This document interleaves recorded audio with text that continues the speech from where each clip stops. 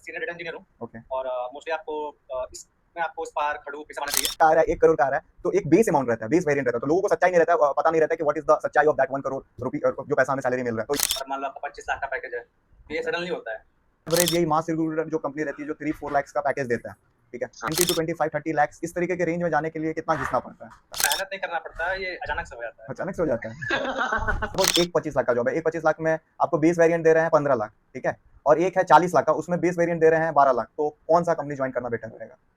और वेरिएबल आपके परफॉर्मेंस पे डिपेंड करेगा, वो बाद में वो चीजें आप परफॉर्म कर रहे हो नहीं कर रहे हो, आपके मैनेजर से कितनी बनती है नहीं बनती है, टीम में आप कितना कंट्रीब्यूट कर रहे हो, उस पर डिपेंड करता है। इसलिए आपको फिक्स पे ज्यादा फोकस करना चाहिए कि इतना। मेल फीमेल रेशियो ये किस तरीका का रहता है? मेल फीमेल्स को देखा है, मेल फीमेल रेशियो है ना।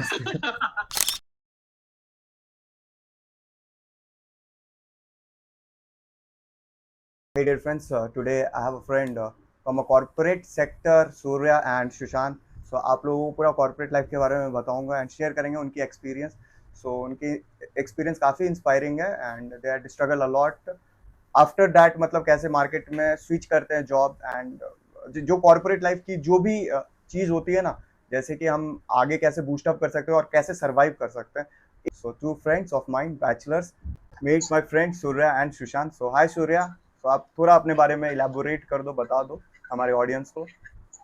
तो मेरे को भाई 7 साल हो गए हैं। 7 साल हो गए आपको कॉर्पोरेट में? कॉर्पोरेट में। ओके। और मैंने स्टार्ट किया जिमनी से किया था और बेसिकली उसमें मेरा सपोर्ट रोल था, सपोर्ट प्रोजेक्ट था। उसके बाद फिर मैंने डेटा साइंस में आया और फिर स्विच करके डेटा इंजीनियरिंग में आया और करंटली मैं एज अ डेटा इंजीनियर काम कर रहा हूँ। आपने बैचलर किस में करा था? बैचलर्स इलेक्ट्रिकल में किया था। इलेक्ट्रिकल। सुशांत आप हम लोग तीनों तो सेम ही कॉलेज से थे ना? नहीं तो हमारे ऑडियंस को नहीं ना पता, हमारे ऑडियंस को नहीं पता ना कि अच्छा। सो गाइस मैं यहाँ पे ये बताना चाहता हूँ कि हम लोग तीनों इलेक्ट्रिकल एंड इलेक्ट्रॉनिक्स इंजीनियरिंग से थे एंड हमने सत्यभामा यूनिवर्सिटी से अपना बैचलर्स करा था। बहुत ही एक फन जोन था, बहुत ही हमने एंटरटेन, मतलब जो होता है एक मस्ती मजाक एंड ऑल। कॉलेज लाइफ तो यार काफ़ी इंटरेस्टिंग रही है, घूमना फिरना एंड ऑल एवरीथिंग।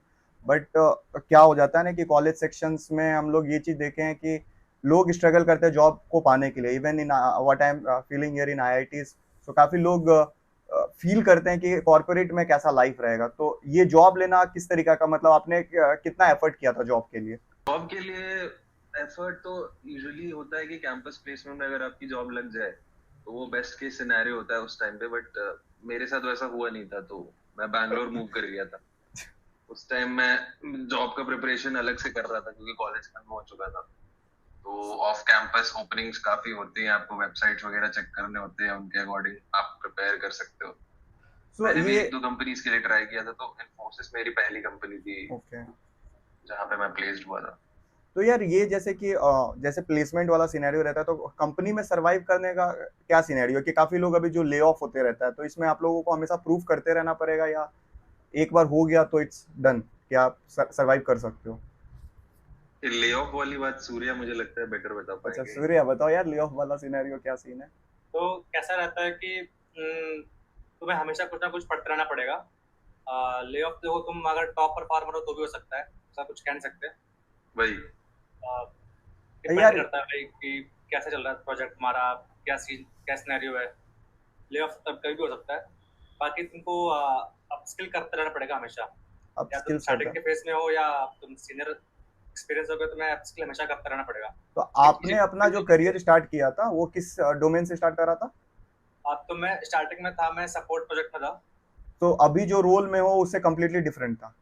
अभी कम्प्लीटली डिफरेंट है।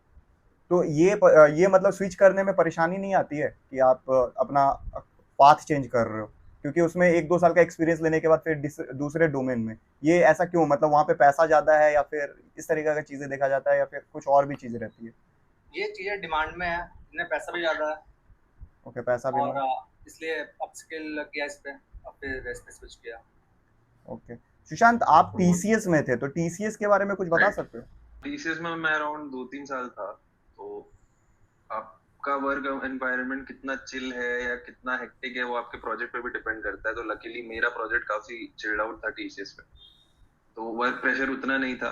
तो उसी वजह से मुझे काफी टाइम मिल भी जाता था कि मैं साइड में अपना अपस्किल कर सकूं। जैसा अभी आपने सूर्य से पूछा कि अपस्किल करना क्यों जरूरी है, किसी पर्टिकुलर टेक्नोलॉजी में क्यों करते हैं हम, तो वही उस टाइम पे डेटा एनालिस्ट डेटा साइंटिस्ट का रोल जो था वो काफी डिमांड में था, और क्योंकि मेरा प्रोजेक्ट भी बहुत हेक्टिक नहीं था तो मैं अपना टाइम थोड़ा सा कंट्रीब्यूट कर पाया प्रिपरेशन में भी। तो सेटिस्फाइड थे टीसीएस वाले वर्क से? टीसीएस वाले वर्क से तो सेटिस्फाइड था, क्योंकि फ्रैंकली बताओ तो वर्क लाइफ बैलेंस अच्छी थी, बट टीसीएस के हाइक साइकिल से मैं बहुत ज्यादा सेटिस्फाइड नहीं था। पैसे के मामले में टीसीएस सही नहीं था स्टार्टिंग। तो टीसीएस में लोगों को जाना चाहिए फिर नहीं? लर्निंग तो अच्छी है, लर्निंग अच्छी है इनिशियल स्टेज में। मुझे लगता है टीसीएस प्रेफरेबली अच्छा तब है, या तो आप एकदम ही इनिशियल स्टेज में हो, या फिर may be towards the end stage of your career, जब आपको लगता है कि आपको आपकी फैमिली लाइफ भी है, आपको वर्क लाइफ बैलेंस भी चाहिए, तो उस हिसाब से टीसीएस अच्छा है। ओके। बट अब मुझे लगता है जब आप करियर के पीक पे हो, 32-33 के हो, तो आप मुझे लगता है कि आपको थोड़ा चैलेंजिंग एनवायरनमेंट में ही काम करना चाहिए, क्योंकि आप उस टाइम सीख आप रहे में होते हो। एनर्जी भी ज्यादा होती है, सीख क्या ये अब्सॉर्ब भी ज्यादा करते हो, तो उस टाइम बेटर है कि आप किसी कॉम्पिटिटिव एनवायरनमेंट में ही काम करो। अच्छा है। सूर्य, आपका जो पहला कंपनी था उसके बारे में एक्सपीरियंस, वहाँ का वर्कलोड कैसा था? काफी चिल्ड था। लकीली प्रोजेक्ट जो था जिसमें मैं काम करता था काफी सीनियर लोग थे, तो काफी सीनियर उनकी लोग थे तो हेल्प करते हाँ, थे सीनियर लोग? क्या क्या। हेल्प करते थे सीनियर लोग? हाँ, हेल्प करते थे, दे वर हेल्पफुल। कौन सी कंपनी थी? कैप जिमनी। तो कैप जेमिनी में मतलब जैसे कि सिलेक्शन हुआ कैप जेमिनी में, तो कैप जेमिनी मतलब आपको बहुत कुछ सिखाया है, राइट? जो जो हमारी फर्स्ट कंपनी रहती है जिसमें हम वर्क करते हैं, तो ऑब्वियसली हमें बहुत कुछ सीखने को मिलता है एंड बहुत कुछ हम सीखते हैं। तो कैप जेमिनी का जो रिक्रूटमेंट प्रोसेस था, तो कैसा रिक्रूटमेंट प्रोसेस था? क्या पहले क्या पूछा गया, किस तरीके से आपकी रिक्रूटमेंट हुई थी वहाँ पे? तो ये ऑफ कैंपस प्लेसमेंट था, और भाई नॉर्मल पूछा गया जो पूछते हैं, एप्टीट्यूड, रीजनिंग, इंग्लिश था। फिर एक ओके। कोडिंग राउंड था, सेकंड राउंड, और फिर हायरिंग हुई थी। फिर 3 महीने की ट्रेनिंग हुई वाइटफील्ड बैंगलोर में, और उसके बाद फिर रैंडम प्रोजेक्ट एलोकेशन होता है, तो वो हुआ। तो उसके लिए फिर जो मेरे को प्रोजेक्ट मिला वो मुंबई का था, तो मेरे को वहाँ पे जाना पड़ा, और फिर काम चल रहा था उस प्रोजेक्ट में। अच्छा, लाइक जैसे कि स्टार्टिंग हम करते हैं आईटी सेक्टर में, जो भी हम स्टार्ट करते हैं, तो सैलरी बहुत कम रहती है एज कम्पेयर टू, मतलब even in IITs also, private colleges में भी देखा जाए तो salary they are providing very less, like एक काइंड ऑफ स्टाइपेंड मिलता है 20 to 25 के। तो ये सच है, या फिर मतलब स्टार्टिंग से ही बहुत ज्यादा हाई पैकेज रहता है? नहीं, वो आपके कंपनी और जॉब रोल पे भी डिपेंड करेगा। जैसे सूर्या ने कैपजेमिनी से स्टार्ट किया था, मैंने इन्फोसिस से किया था, तो ये कुछ चुनिंदा मल्टीनेशनल कंपनीज हैं जो मोस्टली 3.25-3 लाख के ब्रैकेट में काफी मास में बंदे उठाती है और हायर करती है, ट्रेन करती है। तो क्योंकि वो ट्रेन कर रहे होते हैं, इस वजह से भी वो बहुत ज्यादा पैकेज नहीं रखते हैं, क्योंकि वो एक तो आपको ट्रेन कर रहे हैं, आप कंप्यूटर साइंस बैकग्राउंड से नहीं हो, उसके बावजूद वो आपको कोडिंग सिखा रहे हैं, 10 अलग अलग स्किल सेट सिखा रहे हैं। इस वजह से स्टार्टिंग सैलरी अगर आप ये सारी कंपनीज ज्वाइन करो तो कम होता है। आप कुछ कुछ लोग कॉलेज में सीधा ही कोई बड़ी कंपनी भी फोड़ के अच्छा पैकेज भी क्रैक कर लेते हैं, तो डिपेंड करता है। हाँ, मार्जिन कम स्टूडेंट्स का कम रहता है जो अच्छी कंपनीज और बड़े पैकेज अचीव कर पाते हैं पहली कंपनी से, बट करते हैं लोग, मतलब। करते हैं लोग, मतलब अचीव कर लेते हैं, अचीव किया जा हाँ, सकता है। जिनका शायद कंप्यूटर साइंस ही बैकग्राउंड था, या जिनको कोडिंग एक्सपीरियंस पहले से था, वो लोग अचीव। या जिन्होंने शायद थर्ड या फोर्थ ईयर से ही स्टार्ट कर दिया हो कोडिंग की, उनको सॉफ्टवेयर में ही जाना है। तो ओके, वही आपका नाइस। डिपेंड करता है आप कितने स्किल्ड हो फाइनल ईयर में। Skill.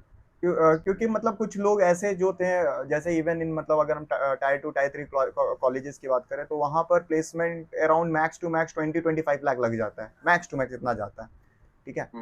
And on an average यही मास रिक्रूटर जो कंपनी रहती है जो 3-4 लाख का पैकेज देता है, ठीक है? हाँ, तो ये मोस्टली ज्यादा रहता इस रेंज में 20 to 25-30 लाख इस तरीके के रेंज में जाने के लिए कितना घिसना पड़ता है आफ्टर, मतलब अगर 3-4 लाख का पैकेज है, तो ये अचानक से हो जाता है, या फिर आपको मतलब बहुत ज्यादा मेहनत करना पड़ता है, 1-2 साल 3 साल 4 साल कितना का एक्सपीरियंस लेना पड़ता है? मेहनत नहीं करना पड़ता है, ये अचानक से हो जाता है। अचानक से हो जाता है? है। कैसे भाई, अचानक से कैसे हो ये जाता है? आपको आउट ऑफ नोवेयर क्या होता है कि कभी कभार मतलब मेल आएगा हम्म। कि मतलब ये ऑफर मिला है आपको, ठीक है, ये कंपनी है, ये लोकेशन है, और मान लो आपका 25 लाख का पैकेज है, तो ये सडनली होता है, मतलब जहाँ तक मैंने देखा है। तो 25 लाख का पैकेज, जैसे कि हम सुनते हैं हाइप, ओ भाई इसका 50 लाख का पैकेज है, तो क्या सच्चाई है वो 50 लाख का पैकेज में, 1 करोड़ का पैकेज में? तो वो डिपेंड करता है, जब अचानक आ रहा है तो वो कितने का भी आ सकता है। अचानक आ रहा था मतलब कितना? 50 लाख का भी हो सकता है। ओके ओके ओके, नहीं मैं वो नहीं पूछ रहा हूँ कि 50 लाख का आ रहा है, 1 करोड़ का आ रहा है, तो एक बेस अमाउंट रहता है, बेस वेरिएंट रहता है, तो लोगों को सच्चाई नहीं रहता है, पता नहीं रहता है कि व्हाट इज द सच्चाई ऑफ दैट 1 करोड़ रुपी, जो पैसा हमें सैलरी मिल रहा है। तो ये क्या 1 करोड़ इट्स डिवाइडेड बाय 12 रहता है, या टैक्स स्लैब्स वगैरह क्या क्या रहता है इस प्रोसेस में? टैक्स तो रहता ही रहता है, बट उसके अलावा उसमें बेस सैलरी कितनी है वो भी डिपेंड करता है, हमारा ESOPs कितना है, वेरिएबल कितना है, काफी चीजें रहती सपोज एक 25 लाख का जॉब है, एक 25 लाख में आपको बेस वेरिएंट दे रहे हैं 15 लाख, ठीक है, और एक है 40 लाख का, उसमें बेस वेरिएंट दे रहे हैं 12 लाख, तो कौन सा कंपनी ज्वाइन करना बेटर रहेगा? है। ऑफ कोर्स जिसमें बेस वेरिएंट ज्यादा है वो बेटर रहेगा, इन हैंड ज्यादा आएगा, बट डिपेंड करता है 40 लाख में 12 लाख अगर फिक्स है तो रिमेनिंग क्या सीन है, काफी ऑन चीजें अ रहती ऑन अ हैं। सैलरी तो हाई एक लेवल ये फिक्स सैलरी और वेरिएबल का खेल है।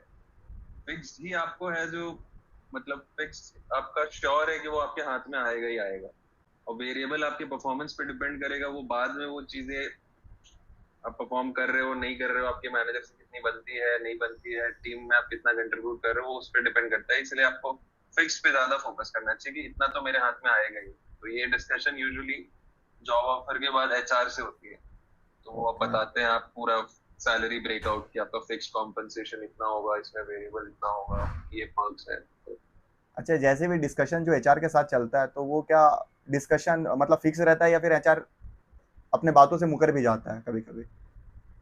कैंडिडेट मुकर जाता है यूजुअली। कैंडिडेट मुकर जाता है क्योंकि एचआर चाहते हैं कि अगर इंटरव्यू प्रोसेस एक रहा है सर्टेन नंबर ऑफ डेज का, तो उनका भी एफर्ट गया है, 3 राउंड इंटरव्यूज हुए हैं, 3-4 राउंड, तो उन्होंने भी काफी लोग को मतलब वो किया होगा कि आप इंटरव्यू लो, काफी एफर्ट जाता है हायरिंग प्रोसेस में, तो चाहते हैं कि आप ज्वाइन कर लो। आप चाहते हैं ज्वाइन करने के लिए, हाँ, यूजुअली वो मुकरते नहीं है। मुकरते नहीं हैं। ओके, तो यार सुशांत, आपका डेटा साइंस का रोल रहा है, ओके, हम कोई अगर कंपनी में चाहता है कि निकालना, तो उसको क्या पढ़ना चाहिए, अगर जिसका इंटरव्यू अगर क्लियर करना है, if they want to clear the interview, अभी का मार्केट सिनेरियो क्या है? डेटा साइंस के लिए जरूरी है, आप डायरेक्टली भी परस्यू कर सकते हो, बट स्टार्ट ऑफ विद आप अगर आप डेटा एनालिस्ट के स्किल सेट पे ऑलरेडी एस्टैब्लिश्ड हो तो वहां से पिकअप करना इजी होता नहीं, है। मैं फ्रेशर्स की बात कर रहा हूँ कि जो कॉलेज में भी जस्ट फ्रेशर है, जो 4th ईयर में, और उसको रिक्रूट होना है, बट अभी क्या कर रहा है ना कि कंपनी डिमांड कर रहा है कि you should have some skill, तो किस तरीका का स्किल्स उनको स्टार्टिंग से, कहाँ से वो स्किल्स वगैरह अपना देख सकते हैं? अब तो खैर बहुत सारे सोर्सेज अवेलेबल है इंटरनेट पे, आपको बेसिकली डेटा साइंस के लिए बहुत सारी मशीन लर्निंग एल्गोरिथम्स पढ़नी होती है, थोड़ा कॉम्प्लेक्स है, आपका मैथ्स स्टैटिस्टिक्स स्ट्रांग होना चाहिए। पाइथन एक लैंग्वेज है जिसपे आप ये सारी एल्गोरिथम एग्जीक्यूट करते हो, तो आपका पाइथन भी स्ट्रांग होना चाहिए। ये कुछ 3-4 मैंडेटरी स्किल सेट है, और रिसोर्सेज तो आजकल हर तरीके से अवेलेबल हैं, तो मुझे नहीं लगता कोई डिफिकल्ट है कि आज की डेट में अगर किसी को रिसोर्सेज नहीं मिल रही है, ऐसा तो नहीं होगा। यूडेमी पे कोर्सेज अवेलेबल है, यूट्यूब में काफी एक्सपर्ट लोग अवेलेबल हैं, तो यूडेमी की कोर्सेज मतलब सही रहती है? हाँ मतलब मैंने कोर्सेज उसका एक्सप्लोर किए हैं, तो मुझे तो यूजफुल लगी थी, प्रोवाइडेड कि आप 3-4 लोग से सजेशन लो कि कौन से कोर्सेज यूजफुल हैं, मतलब आप ब्लाइंडली कोर्स ना खरीदो उसमें। ओके, तो सो सूर्या, आपका जो डोमेन है, उस डोमेन में जाने के लिए आपको क्या पढ़ना पड़ा? मेहनत करनी पड़ती है। मेहनत करनी पड़ी, बट स्किल्स स्किल्स क्या रिक्वायर्ड करें? स्किल्स के सो मैं अभी इसमें as a senior data engineer हूँ, ओके, और मोस्टली आपको इसमें आपको स्पार्क, हडूप ये सब आना चाहिए, एक कोई भी स्पार्क, कोडिंग हडूप, लैंग्वेज आना चाहिए, एक ओके, कोई भी कोडिंग लैंग्वेज, पाइथन, पाइस्पार्क आना चाहिए, सीक्वल आना चाहिए, और डेटा ब्रिक्स, कोई भी एक क्लाउड आए तो बेटर है। 3 क्लाउड है हमारे पास, अज्योर, AWS, GCP, कोई भी एक क्लाउड आता है उनमें से तो बेटर है, काम हो जाएगा। ओके। अच्छा, आप अगर एज अ रिक्रूटर रहते हैं, आप दोनों अगर रिक्रूटर रहते हैं, तो अगर आपको फ्रेशर्स को रिक्रूट करना पड़ता है, तो आप कैसे रिक्रूट करते हैं, किस तरीके उससे क्या क्वेश्चन पूछा जाता अपने डोमेन में?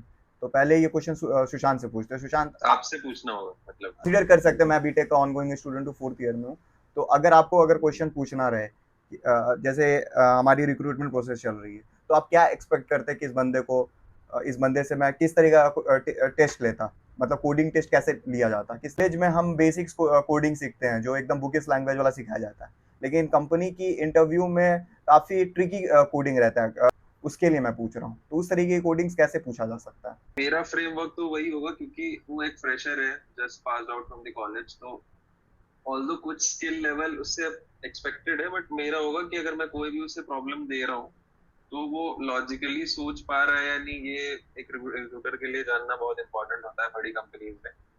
तो बेसिक सही है नहीं है, वो कैसे सोच रहा है, उसका अप्रोच सही है, मे बी वो पूरा शायद प्रॉब्लम नहीं सॉल्व कर पा रहा हो, but even if is able to think in the right direction, तो वो मैं चेक करूंगा बेसिकली, क्योंकि वो एक प्रेशर है। उससे बहुत ज्यादा एक्सपेक्ट करना भी सही नहीं होगा, वो किस बैकग्राउंड से आता है नहीं आता है, तो मेरा अप्रोच ये रहेगा। इंटरव्यू के ड्यूरेशंस में काफी लोग नर्वस, बहुत ज्यादा नर्वस हो जाते हैं, तो एज आप रिक्रूटर रहोगे तो उनका नर्वसनेस को कैसे काम डाउन करोगे? सूर्या एक्चुअली काफी काम और चिल्ड आउट इंसान है, तो वो शायद मुझे लगता है बेटर बता पाएंगे। वो ऐसा बोलेगा, अरे यार तुम पूरा एकदम रिलैक्स रहो, आई विल हैंडल, कितना चल चल। तो अब बेसिकली वो जो इंटरव्यू दे रहा है बंदा, वो तो मान लो फर्स्ट टाइम हो तो वो नर्वस तो रहेगा ही, ऑब्वियस सी बात है। बट हाँ, एक बार यूज्ड टू हो जाएगा इस एनवायरनमेंट से तो बेटर दे पाएगा। आप अपने फर्स्ट इंटरव्यू में नर्वस थे क्या? हाँ, कौन नहीं रहता। कौन नहीं रहता है? तो थोड़ा वो रहता ही है, बहुत ज्यादा नर्वसनेस था, तो नर्वसनेस रहती आपके है। आपके नर्वसनेस को काम किया गया था रिक्रूटर के वो बाद? मैं फिर यूज्ड टू हो गया था, उसके बाद से जितने इंटरव्यूज दिए हैं वो मैं यूज्ड टू हो गया था। तो कंपनी में लाइक जिस कंपनी में भी गए हो, तो आपने ये देखा है कि जो मेल फीमेल रेशियो ये किस तरह का रहता है? मेल फीमेल्स को देखा है। मेल फीमेल रेशियो है मैं so guys, I am asking about the male female ratio. Male female ratio हाँ, देखा है। कितना, मतलब ये ज्यादा फीमेल कैंडिडेट रहते हैं या फिर मेल कैंडिडेट रहते हैं? काफी जगह पे ये भी रहता है कि दे प्रेफर डाइवर्सिटी, तो उनका रहता है ये प्रेफरेंस कि वो फीमेल्स को ही हायर करेंगे फॉर सर्टेन रोल्स। तो बैलेंस्ड रोल रहता है, बैलेंस रेशियो रहता है।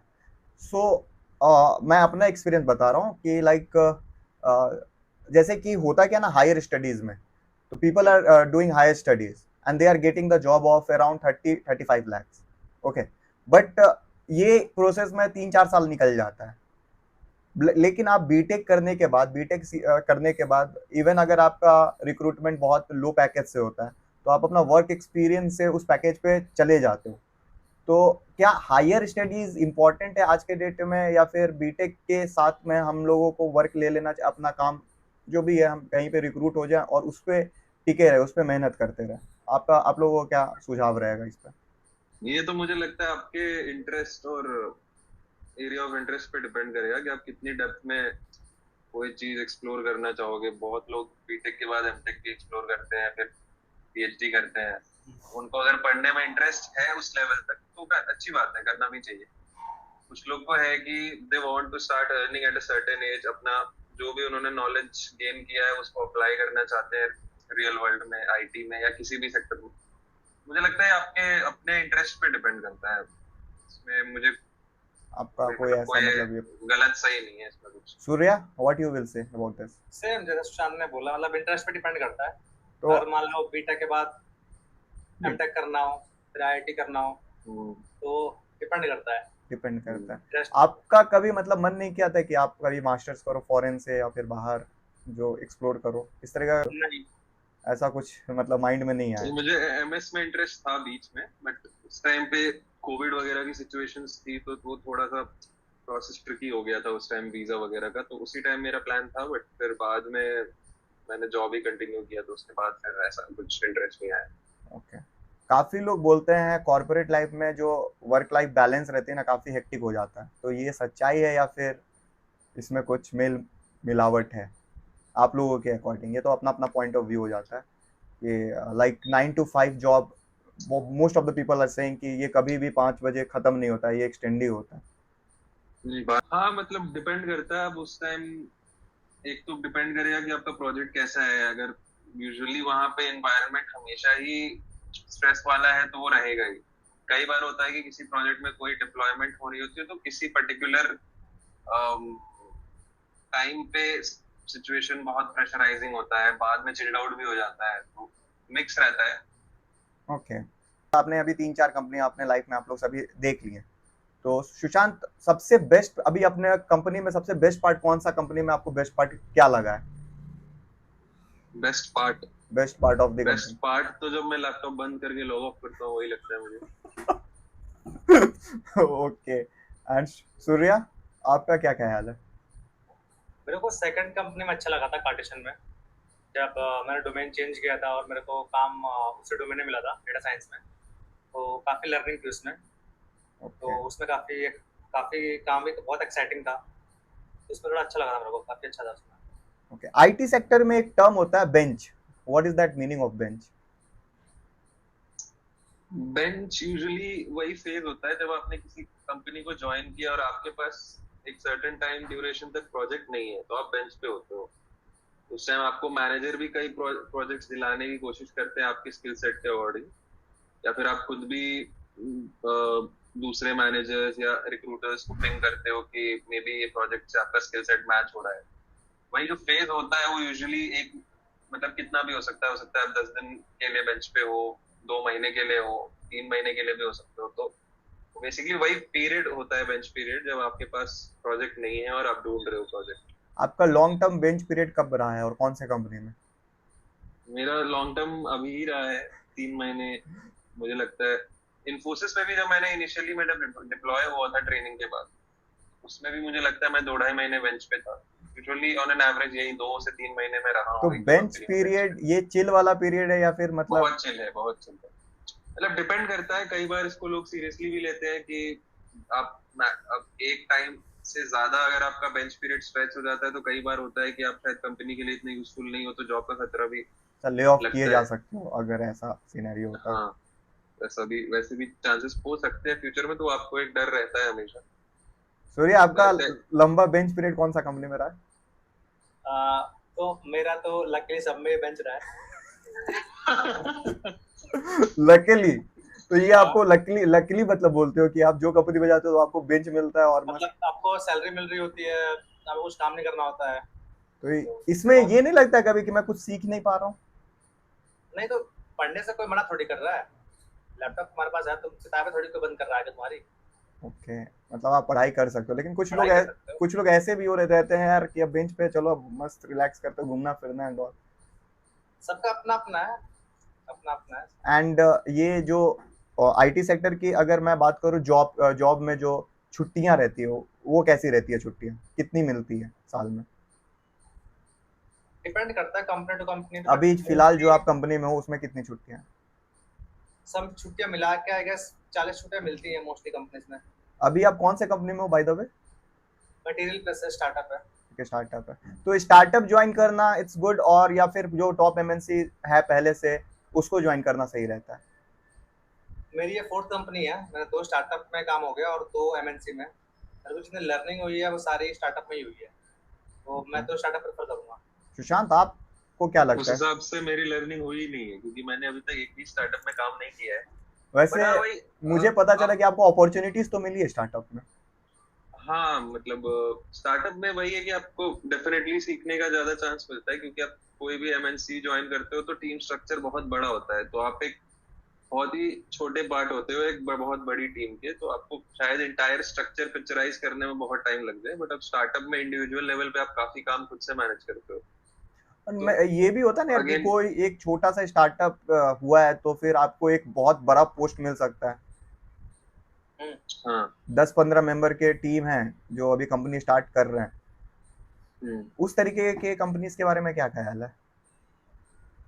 अच्छा है, अगर आप रिस्पॉन्सिबिलिटी उठाना चाहते हो उसमें ज्यादा लर्निंग तो डेफिनेटली है, बट भैया आपको थोड़ा प्रिपेयर होना होता है कि आपका शायद वर्क लाइफ बैलेंस उतना अच्छा ना रहे जो कि टिपिकल एमएनसी में हो सकता है। ओके, में अगर आप लोग रिलेशनशिप में हो और ये वर्क चल रहा है तो वो मैनेजेबल है या फिर डिफरेंट, मतलब इसमें डिफिकल्टीज आती है रिलेशनशिप को मैनेज करना? सूर्या, आप हाँ बोल सुजान। आपने अगर कोई ऑफिस में पटा रखी है तो काफी डिस्ट्रैक्शन हो सकते हैं। ऑफिस की बात नहीं हो रही, ऑफिस की तो बात हमने कर ही ली है, मैं बात कर रहा हूँ मतलब कोई दूसरे रिलेशनशिप, मम्मी पापा, भाई बहन, सब भाई बैलेंस बहन कर चलो पाते ठीक हैं। है, भाई बहन मम्मी पापा लोग सब समझ जाएंगे, बट आपकी कोई बंदी जो जिसके साथ आप कमिटेड हो, मतलब ऑफिस में भी हो और एक घर हो, ऑफिस में दोनों नहीं को भाई, मैनेज कैसे ऑफिस में करोगे? नहीं, आपका ऑफिस का वर्क, आप तो गलत यार समझ रहे हो। आपका ऑफिस, सॉरी। आपका ऑफिस का लाइफ इज डिफरेंट थिंग। आप ऑफिस के हाँ। वर्क प्रेशर्स में बिजी हो, आप अपना काम में हम्म। बिजी हो, बट आप एक रिलेशन, हेल्दी रिलेशनशिप में हो, ठीक है। राइट। ठीक है, मतलब ये हेल्दी समझ लो, ये आपके अनुसार हो सकता है हेल्दी या फिर क्या, जो भी आप समझो, बट हम्म। इस रिलेशनशिप्स को टाइम देना पड़ता है। और यहाँ पे आईटी सेक्टर में हमने सुना है कि काफी ज्यादा टाइम आपके वर्क पे जाता है, ठीक हम्म। है।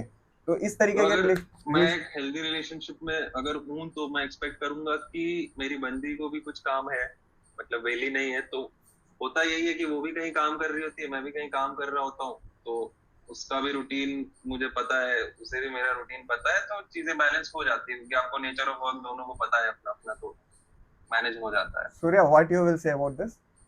मैनेज हो जाता है, मैनेज हो ऑफिस जाता है, जाना नहीं होता है, टाइम बच जाता है, हाँ। ओके। टाइम काफी होता है। एंड लाइक जो ऑफिस की पार्टीज होती है, ठीक है, ऑफिस की पार्टीज में बहुत गलत गलत माहौल बनते हैं, ऐसा मैंने सुना है। आप पिछले 3 क्वेश्चन से आप कहीं और ही मोड़ना चाह रहे नहीं, हो। मोड़ना नहीं चाह रहे हम, हर तरीके के यहाँ पे चीजों को रखना चाहते हैं, हम्म।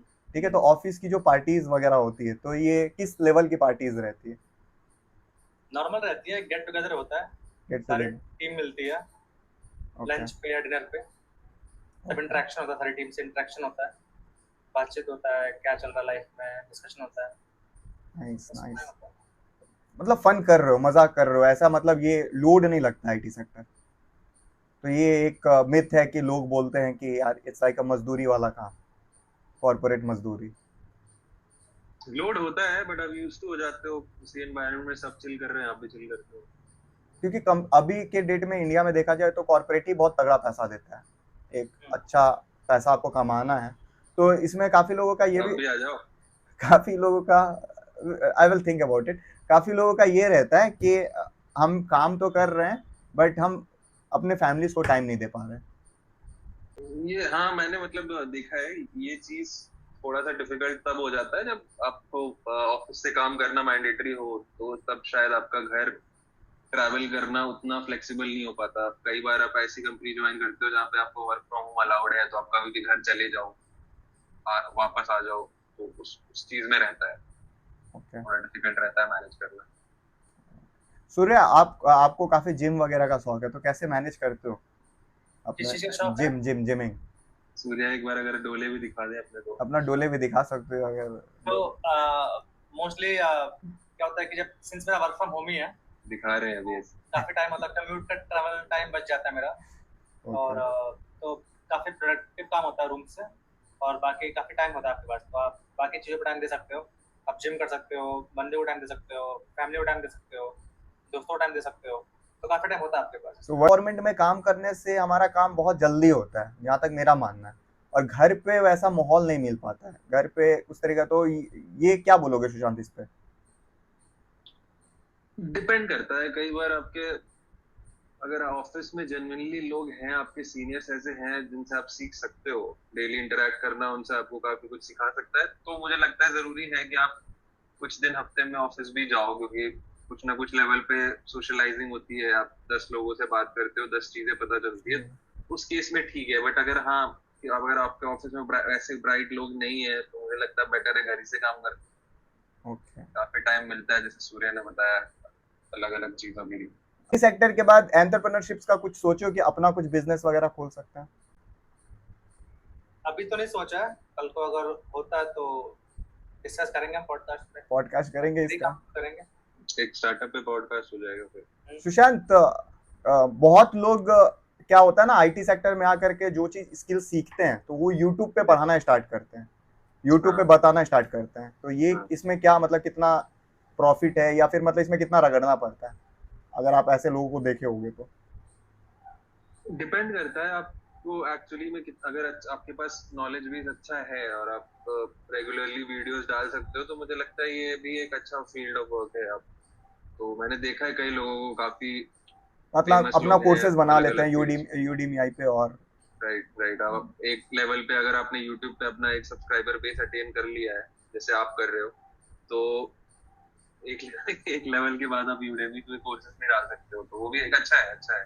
एडटेक इंडस्ट्री तो आपको भी पता ही होगा कि बहुत बूम कर रही है, बूम कर रहे हैं। ये अच्छा वो है, फील्ड है एक्सप्लोर करने के लिए। कि आप लोगों ने अपना इतना सारा एक्सपीरियंस शेयर किया। It was a very nice talk and काफ़ी इंफॉर्मेशन सीखने को मिला सुशांत, सूर्य, आप दोनों से। I am really happy.